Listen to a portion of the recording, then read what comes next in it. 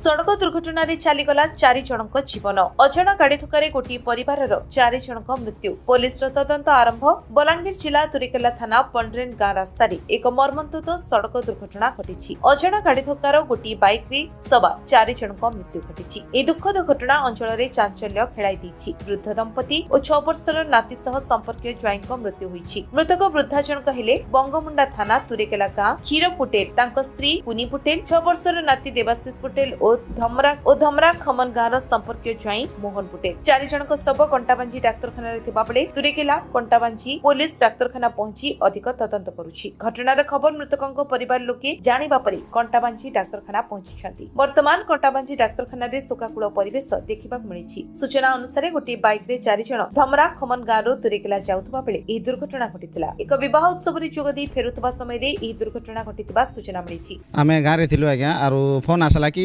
मखण जंगल मझारे एक्सीडेंट हो जाइए बोलिक आम गलु से एम्बुलेंस लदा फदा कर आनलु तुरेकेला हस्पिटाल 3टा डेथ हो जाते न अना से बड़ नना गोटे थे तो कंटाजी हस्पिटाल लगे से डेथ हो गला से आज्ञा 4 जन थे आज्ञा हाँ गोटे गाड़ी बाइक रे थे से आड़ू से देखला लोक कहन पिकअप से पिटी देला बोले 4 जन मरीछन आज्ञा। बलांगीर पृष्ठ रिपोर्ट विश्व विजय न्यूज ओडिशा।